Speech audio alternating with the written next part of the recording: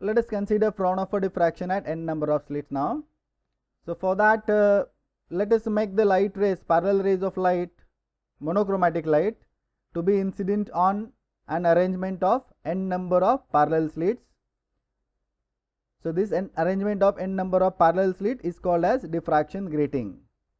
Let A be the width of each slit and B be the separation between the two slits, two successive slits. So this is B. Let us consider the light rays which are diffracted at an angle theta. So theta can be anything, it is a general angle, and all these light waves after passing through the lens arrive at point P on the screen. Our problem is same, we want to find out intensity of light at point P due to the light waves which are diffracted at an angle theta. So to find the intensity, we will have to find resultant amplitude of the wave disturbance arriving at point P, and we can say intensity is directly proportional to square of the amplitude, and we can get the intensity of the light at point P. To find the resultant amplitude at point P, we will follow the same approach as we have done in single slit and double slit case. What we did there, we have drawn the phasor diagram in which each wave is represented by a vector. Length of the vector is amplitude of the wave, and the angle between the vectors were the phase differences between the waves.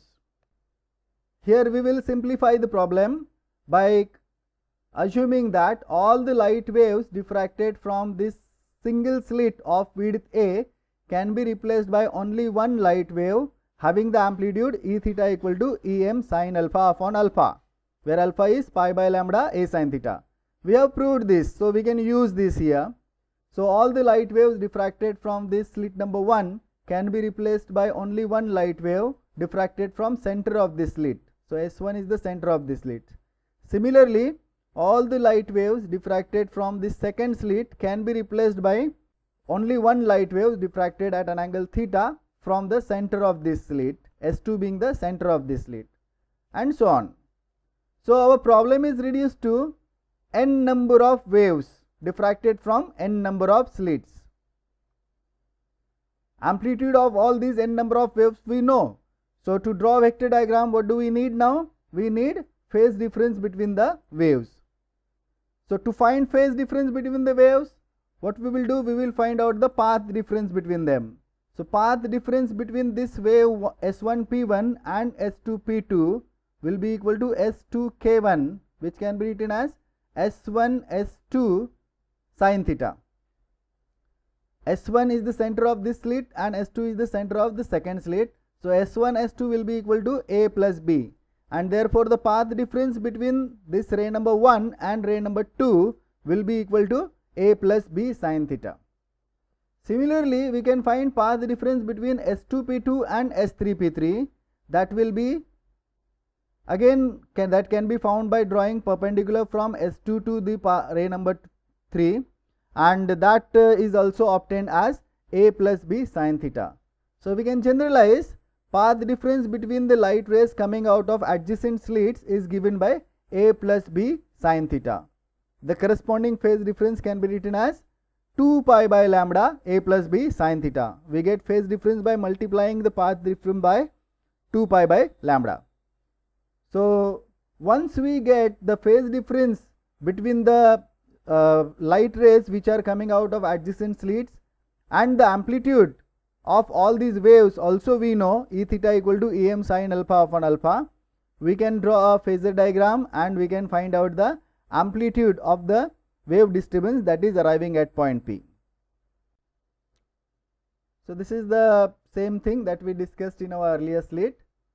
What we did, we made the parallel rays of monochromatic light incident on an arrangement of n number of parallel slits, that is called as diffraction grating. We consider the light rays diffracted at an angle theta. These light rays merge at point P after passing through the lens. Intensity of light at point P will be directly proportional to square of the amplitude arriving at point P, and to find out the resultant amplitude of wave disturbance arriving at point P, we can draw a vector diagram in which the light waves can be represented by vectors. Length of the vector will be the amplitude of the waves, and the angle between the vectors will be the phase difference between the waves.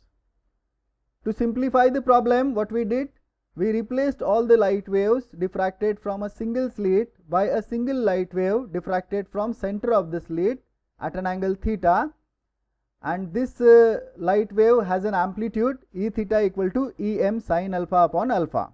This we have already proved in our single slit diffraction case, where alpha is equal to pi by lambda A sin theta. The path difference between the light rays coming out of adjacent slits also was found in the last slide, that was A plus B sin theta, and the corresponding phase difference can be obtained by multiplying this path difference by 2 pi by lambda. So corresponding phase difference will be 2 pi by lambda A plus B sin theta, and let us call this as 2 beta. So beta will be equal to pi by lambda A plus B sin theta. Using vector addition, we can find out the resultant amplitude of n number of waves coming out of n number of slits, and it is obtained as E theta equal to Em sin alpha upon alpha sin n beta upon sin beta.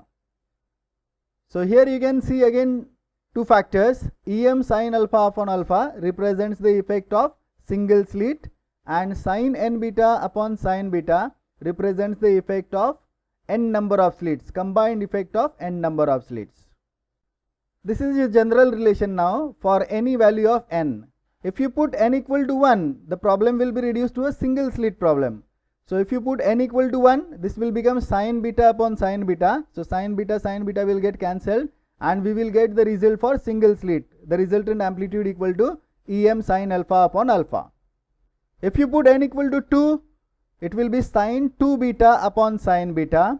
So sin 2 beta is equal to 2 sin beta cos beta. Sin beta will get cancelled, and E theta will be equal to Em sin alpha upon alpha cos beta.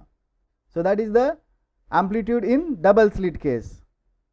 So this is a general relation now for any value of n. The intensity is directly proportional to square of the amplitude.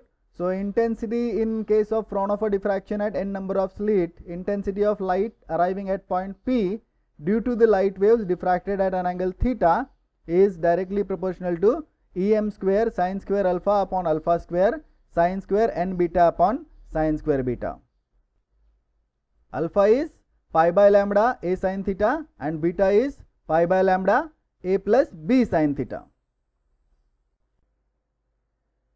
Once we get the relation for intensity of light arriving at point P due to the light rays diffracted at an angle theta, we can find out the conditions for maximum and minimum now.